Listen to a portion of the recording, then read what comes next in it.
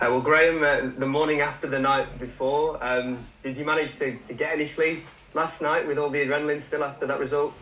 Yeah, I did, funnily enough. Head hit the pillow and I was straight off. I don't have a problem with that usually. It's usually if things go wrong that you're just running things over your head. But after a really exciting win like that, I think you can go to sleep content with your night's work and the team's work. So good sleep and then straight back into work today. How do you manage the emotions of the squad? Because obviously there will be such a high from last night, rightly so and deservedly so as well. But again, to use that word that you used last night and we've heard it so much, consistency. How do you maintain those emotions and I suppose focus them in a positive way going into Saturday?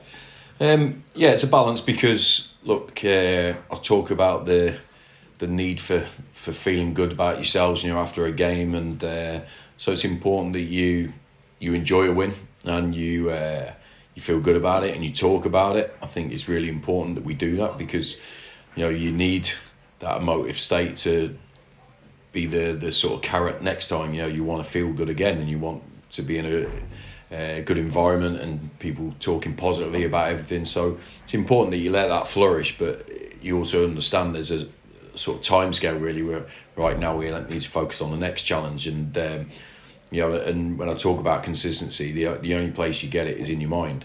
That's where it starts. If you haven't got a consistent mindset, then forget about everything else you do. So I think it's through communication. We'll talk to the players about for a lot of the players this will be potentially their first time going into a game like this of this sort of condition, I would say, with things going on at other games that obviously impact on this one or on the results, so to speak.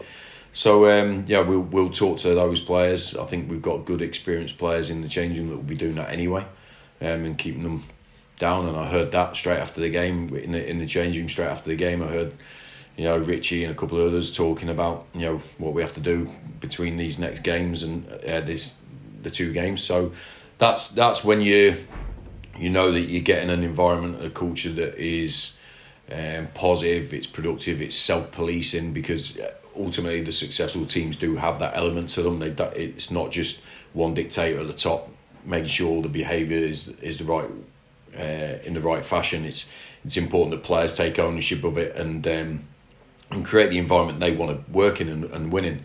So I'm seeing good signs of that in the last month, and we obviously need to continue it in the next 3 days. From your experience, Graham, and you've referenced it there, Saturday's game, obviously it's dependent on how other results go. You will naturally focus on what you can control out on the field, but also supporters, they'll be looking at their phones, they'll be listening to other updates from elsewhere. You may be able to judge the reaction of other games from what they're giving in their emotion. Again, similar question, how do you deal with that? Because as I say, you focus on what you can control, but there'll be, I suppose, that outer influence of the fans wanting to know what's going on elsewhere. Yeah, look, that's something we can't really control or influence. Especially today's day and age with mobile phones, it's so instant. The news. So for us, this is a good test for us, as in like our focus and our discipline about how we go into a game and actually play during that game, and it's another challenge for us to overcome, because we've had those. We've talked a lot about after the Harrogate game about not trying to avoid difficult moments, but accepting they're going to come along and how do we manage them. So we talked about that, and that's what we found in the last month, and I think the players have responded to that really well, and they've took that on board and they've put it into action in the games. So this will be a different scenario, but it's a similar scenario. It's like, okay, are we going to get swayed by what we think might be going on elsewhere, or are we strong enough mentally? Are we focused enough on our jobs to keep concentrating on what we have to do there and then? Because without what we're doing, it's irrelevant anyway. So we have to, that's it for me. So, we'll explain this to the group. I think maybe not today, but maybe on Friday. But I think there's some real good experienced players that will take that mantle on as well, and that message. So, but these are the things that as a player you have to have to learn about, and you have to, sometimes you learn through bad experience, sometimes you learn through good experience, but as long as you're learning and you're better the next time, then I think that's the best way. And I think the players, certainly those young ones, have learnt a lot in the last month. I was going to ask you about that. Have you seen them mature in this recent spell? Well, I have, yeah, 100% to their reaction to adversity. You know, that's it. You know, going a goal down at Grimsby, keep going, get the point. Then goal down at Salford, keep going, win. 2 goals down at Warsaw, keep going, win. You know, last night, pegged back, 90th minute, get the equal.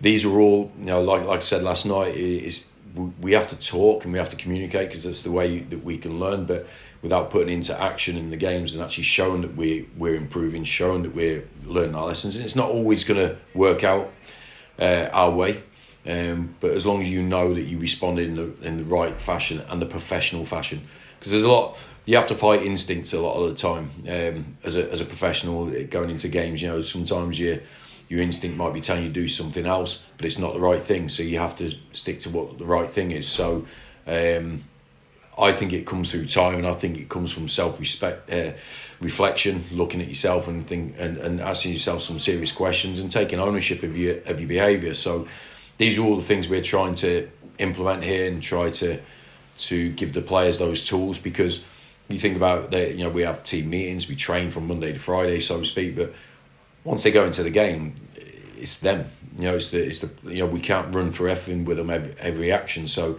they have to make a lot of decisions during a game of football. And if you ain't, you know, intelligent or empowered enough to do that yourself, then you're not going to be a winning team. So we have to train that skill, and it is a skill. But all I would say is, in the last month, we've seen great progress from almost going under. You know, conceding goals in the month before, or the 2-week period before, to then suddenly going into a team that can turn around adversity to win games. That's a big shift in how we behave in games, how we've, you know, took part in games, and but we're still not the finished article, so we can't let our guard go down to think, right, this is us. There's still loads of improvement to make. Can I ask you about Richie Smallwood, the captain? I mean, we've spoken a lot about his qualities as a player and how influential he's been, particularly in latter stages of games. But him as a captain, I think I'd be fair in saying, Graham, during his time at the football club, he's probably split opinion across the fan base. And you've spoken glowingly recently about what he's been able to produce on the pitch. But you've mentioned there just some of the words that he said after the full-time whistle in the changing room. And I think quite a lot of fans actually saw his reaction to Tyler's goal and just how much it meant to him in the celebration. So him as a captain, what does he do for this group? He leads by example, I think. For me, I think there's different types of captains. There's people that are very loud and lead that way, a lot of advice and stuff like that. Others by example, what they do, and sometimes that's on the training pitch, sometimes that's in games. But I think he's just you know, when I talk about the consistency we're trying to find, and listen, I think any player is always going to come under spells of criticism. You know, it's what we're trying to educate our younger players with. These things are going to happen; they're going to come along. So don't suddenly go, "Oh my God, this is happening to me." Accept that it's going to come, but how are you going to deal with it? And I think Richie's the epitome of dealing with it in the right way. I've never, you know, I know there's been criticism of set pieces and stuff like that, but I've never seen him shirk the next set piece, and it's me that chooses him to take those set pieces. You know, he's not just going, "Oh, I'm taking them and taking charge." It's me that chooses him because I know he has got good delivery. Not always perfect, but I was a set piece taker, and mine weren't perfect, but I still put myself on that spot and took responsibility, and that's what I've seen from Richie. And nothing more was epitomised in how he is in that penalty at Grimsby. Yeah, you know, there was no doubt about who was taking it. There was no doubt about what he was going to do with it, and that's what it is. He never shirks the challenge, and that's I think that's what our team needs to become. I think that's why he's played hundreds of games. That's why he's won numerous promotions, because there's players that get the headlines through their outstanding sort of moments in games and that, and there's lads that fill in the gaps all in between, and I think that's what Richie is for our team. So he's not perfect. None of us are. We've all got our flaws, but if we want our team to be consistent in their approach to games and have a winning mentality, then I think Richie represents the best of that. In terms of team use going into Saturday, and it may be too soon to ask you this, but just how are you set up? And more specifically, I know you've referenced in recent weeks that Jake Young and Alex Patterson might not be too far away, but given the state of the season when that question was asked, it might not be worth pushing them. Is it worth pushing them now with so much riding on this last game? Jake Young, we can't. He's not in the. He definitely won't be. With the best will in the world, that won't happen. Alex Patterson is a different case. He had a series of tests yesterday to see exactly where he is in everything, and travelled down to London for that. So we haven't had the results back from that. It was quite an intensive day. So they come back to us on Friday, and we have to be guided by those things. It's Alex Patterson. I think will be a really important player for us going forward, and if there's an element of risk that we feel is too great, then we won't do it. It's really important that we do that. But if everything is a green light and there's nothing that we can see with our eyes or hear with our ears that to hold him back, then why would we? But we have to wait for all those test results to come back to make sure he's in the best possible condition, and then take the advice on those results. So if we get that far, and he is coming in contention, that means Saturday's gone well for us. And I suppose it would create a headache for you, because actually where you are as a team right now, and the players that are playing in the position that Alex might come into, they've been performing, you've been performing, and the run that you're on, and all of a sudden you welcome back Jamie Walker from suspension. Yeah, but that's not a headache for me. That's brilliant. What more good players to pick from? That's that's what we want. That's more competition. Great. Better 18, 19 players to choose from every game. Brilliant. So no, there's no drawback to having Alex Patterson available at any stage, or bringing Jamie Walker back into the squad after suspension. The more good players we have, the better. So, but I would agree, the players that have been playing in those positions and all the positions in the last month have done exceptionally well and really contributed everything they have to us winning games. So, it's. But I think it's good to keep people on the toes as well. Last couple from me, Graham. I know summer recruitment won't be high on your list right now, given what we've spoken about going into Saturday, but I asked this question because I don't know how many more opportunities we'll get to speak with you before now and the end of the season and going into that summer. And I know that you've been quite clear that you're very clear on the player profile that you want going into summer and who you want to try and the kind of player you want to try and bring in. I just wonder, from a system and formation setup, are you persistent now with what you're using, what you're setting up with right now for Bradford City, or are you looking at different avenues and different routes, tactically, shape-wise, going into summer? And will that dictate your recruitment drive? Well, it has a part to play, yes, 100%. And when you first come into a club, you have to find a formation that suits the players you have, without a shadow of a doubt. But then going forward, you have to look at, did that formation help you win games? I think it is at the moment. And then you look at the best players you can possibly recruit in whichever window you're in. Usually the summer is the one where you can make significant changes or significant improvements, to really functional stuff like the shape and so forth.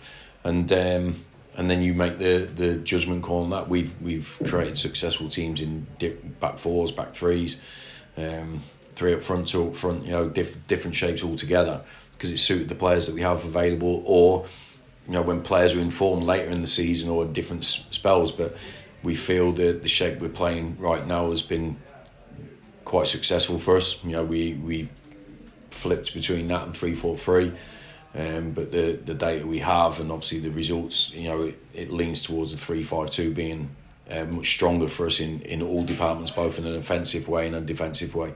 So it's about, that's the sort of framework we want to recruit around when we get to that point.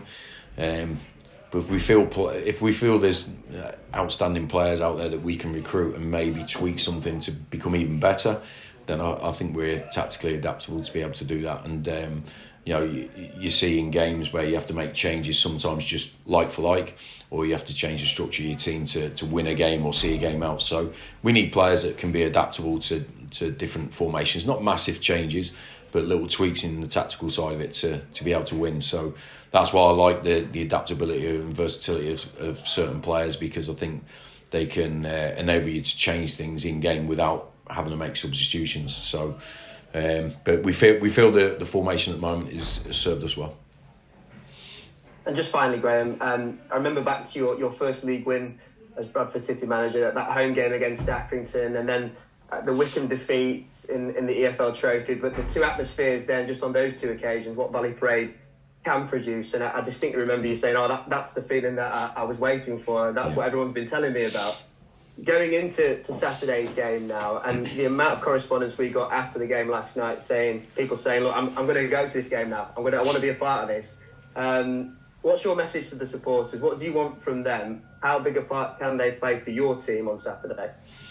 I think the team are giving them the message that we're here to compete and be successful. I think the supporters have been fantastic in the last month with us, because we were in a bad point a month ago, and there's a lot of discontent, and rightly so. We didn't handle ourselves in the greatest fashion at all. So, but I think they've been encouraged and by what the players have done. I think they're hopeful. I think they're excited going into the weekend, which is great. We wanted to try and restore that after that previous couple of weeks that we had. We wanted to restore that genuine belief in the team, genuine belief in the players. I think supporters are always going to support their club. That's how loyal they are. But there's levels of emotional belief, from time to time, because that's what football does. And I think right now we're probably at fever pitch a little bit, with what the team have done in the last few games. And we saw, even with a limited crowd in the EFL Trophy semi-final against Wycombe, the atmosphere that the supporters created alongside the team and how they performed. I couldn't even imagine what the atmosphere would be like if it was 19,000. I think it would be the environment that we all came to Bradford for. That's what I would think. That's what I came to be the manager for, that type of environment, to create that type of environment along with the team, along with the supporters. I think that's what the players would have been latched onto when Bradford wanted to sign them. They're thinking about being successful on the pitch, but also the atmosphere you can play in every second week at Valley Parade. So I believe we will have that environment and that atmosphere on Saturday. And we need the supporters behind us all the way, without a shadow of a doubt. It's you see the backing we get last night, on a Tuesday night away at Barrow. Fantastic, brilliant, great scenes at the end. Love that connection that we've created, but it needs to be nurtured and continued. And Saturday will be a great opportunity for us to do that. So fingers crossed, everyone shares that excitement on Saturday. Best of luck for it, Graham. Thank you. Thanks, mate. Hi, Graham. Hi, Simon. You were saying about, obviously, the crowd on Saturday. I mean, obviously, being the final home game, it's also obviously the one closest to the fire memorial. Yes. And, the remembering the disaster. We ask this of every City manager. Is this something, the players have been spoken through and sort of made aware of? Because obviously some players will know all about it, but others, presumably, when they come to the club, they need to be educated on that a little bit. Yeah, I agree, and I think it's an important part of the history of Bradford City, and so I'm old enough to actually remember it as a teenage football fan. Back then in the 80s, you probably don't. What was I? I'd have been 13 maybe, so I don't know if I'd have understood the scale of it, apart from obviously the tragedy of the death toll and so forth. But as you get older and you have more of an understanding of life, I think these things become more important, or you understand them because you have a family yourself, and and stuff like that. And when you park in the car park before games and you walk past the memorial, and I look at it every time you walk past and you see some of the names, but certainly you see some of the ages of the people, which is quite haunting, really. And it come really to the fore last week. Ollie, our club chaplain, came in last week to talk about his experiences and his recollections. He's the same age as me, so he'd have been a similar age at that time, but a big Bradford fan. And the whole squad and staff all sat through the video of the actual footage of the day, the 6 or 7 minute video, which was, I have seen it before, but being here now and watching it again and thinking of those names and the ages of some of those people, and seeing it right in front of you, it was horrendous, really. So I sort of had a quick glance around the room at the players, and you could see in the faces that they understood, or they do now. Certainly ones who haven't seen that before and listened to Ollie speak, I think they understand the psyche of the Bradford people. Certainly the ones that come into Valley Parade week in, week out to support their team, and whether they went through it or not on the day, everyone will know someone from that day that was a part of that day, and I think it's a vital part of the rich history of Bradford City, and I think it's really important that everyone who comes to either play or work for the club understands what it means to everybody. I was going to say, you mentioned it there, Graham. It's the connection, isn't it, as you say? Because I think when you come to the club, you might not be aware, you might think it was a long time ago, but there are so many connections still. As you say, there's relatives, there's friends, there's people who were there. It's always going to be there, connected to this club and this fan base, isn't it? It is, and it's, you don't want a tragedy like that to form that bond. You want it to be in good times and everything, but the bond is there, and the history is there, and the emotions are there. So it's important you respect that. I think it happens throughout football for different clubs for different reasons, but Bradford has its own history of that tragedy, and it should mean you should, I don't know what, latch onto that, buy into it, feel it. I think feeling is the word. You got, I think if you're going to play for a football club or work for a football club, I think football is an emotional sport, and I think you have to connect with that emotion and find the reasons why. And I don't think any person watching that video last week and listening to Ollie speak wouldn't have felt something emotionally, watching that and listening to Ollie, because you'd have to be a robot not to be honest. So hopefully we can use that as part of the inspiration. I think we need our inward motivation to win. If that thought and that emotion might get you through a difficult moment for 2 or 3 minutes, then I think that's showing all the people that passed on that day the greatest respect you can. Yeah. One more from me, Graham. I was going to ask, obviously you're saying about, we mentioned recruitment, and you said the other week that you were pretty much there with who you decided who you'd like to keep, who you tried to, and what have you. A few results on, a few more performances on. I mean, is this run and the way the team have come back, showing this character you were talking about, has that changed your thinking with certain individuals, or are you has it pretty much stayed consistent? Or because obviously there's a very different case perhaps some are presenting than if you looked at it a month ago. Yeah, I'd agree with that. I think it's a fluid sort of situation. I think it's that we have to have clarity about what we want this team to look like next year. That's the biggest thing. I know exactly what I need this team to look like to be consistently winning over the course of a 10-month period, and what sort of aspects and what abilities and skills that group of players have. So players are showing at the moment that those abilities and attributes. So I'm not egotistical enough to just go, no, I've made my mind up, that's happening, this is happening. I think while there's opportunity and while players are taking those opportunities, then why wouldn't I believe what I'm seeing right in front of me? It's just, and I think I spoke month ago, we're going to challenge the players on certain things that we will need going forward.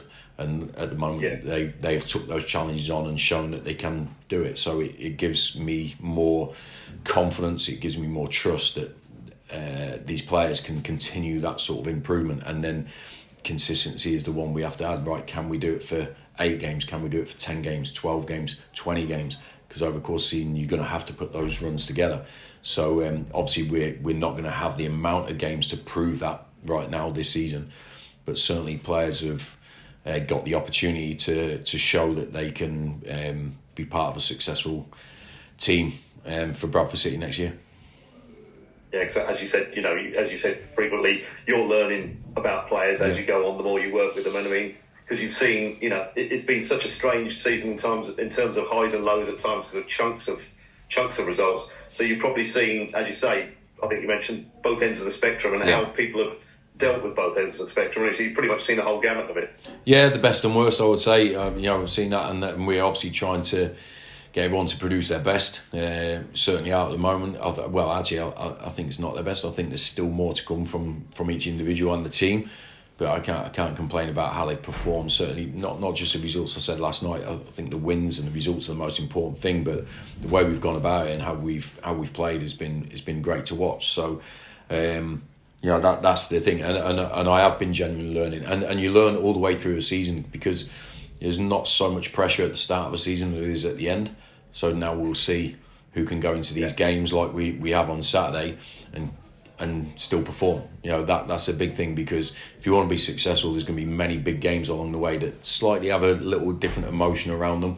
We still have the same approach into all games because they're all as important, but certainly there's a different emotion around certain games at certain stages of the season, and it's about how we handle them first as an individual and then secondly as a team.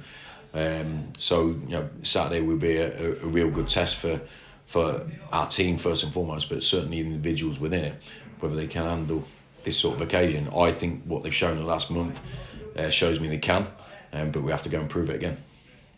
And the game itself, obviously, again, I think I'm looking at the bookies odds and they're crazy. It's team who've won 4 in a row against a team who lost 7 in a row.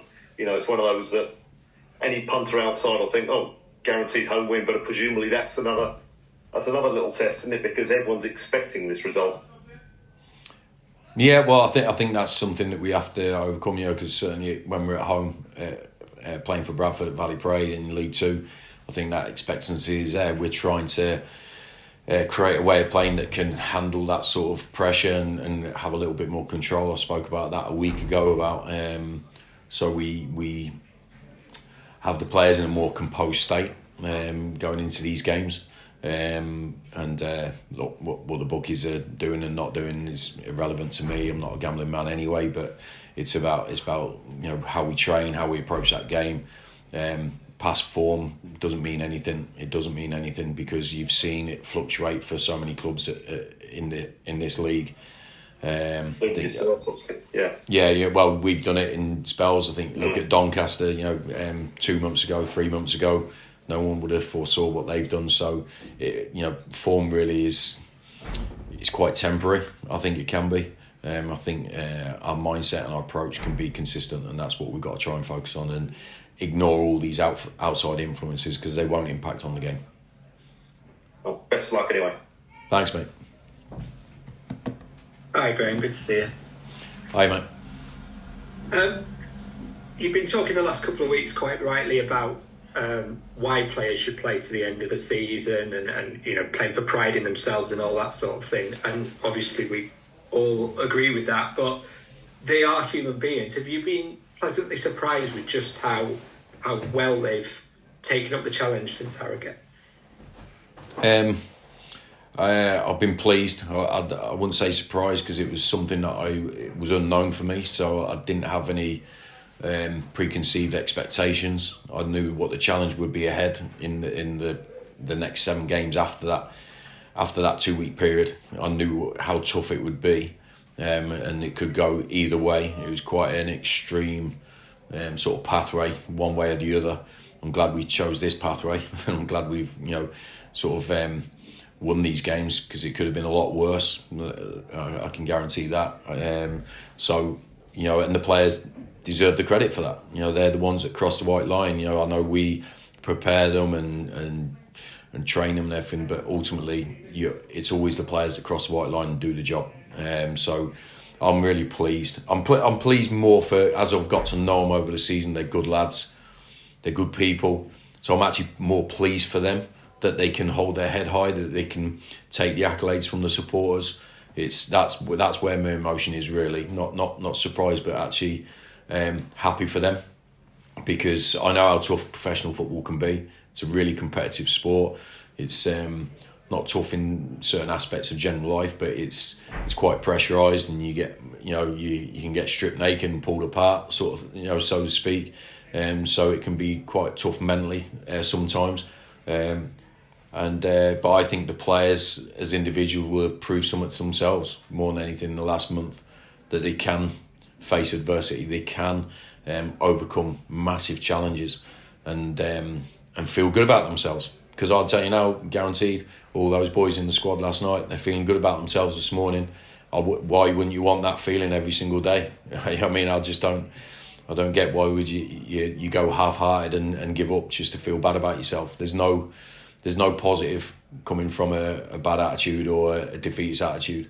So even if you're not successful, you've committed to it and done your best every day. I'm telling you, there's solace, there's contentment in that, and there's growth in it going forward. And that's what we're trying to do with this group of players. So I'm really chuffed for them, to be honest. I mean, just going back to that, you get the impression with some top players and some top managers, they're almost driven on more by not fear of failure, but by not wanting to experience that again. But the way you're talking today, it sounds like the emphasis is much more on the positives of wanting to experience, doing something big at Valley Parade. Yeah, I think. Well, look, but that's a decision I make, because look, there is a fear of failure. I mean, I've had that since I was 8 years old, 9 years old, when I was trying to be a professional footballer.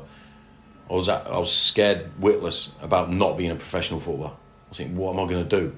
I'm useless at everything. That was it. I didn't want to do anything. I just wanted to play football. So I was driven by, I cannot fail to be what I want to be. So it's a good source of motivation that to have that.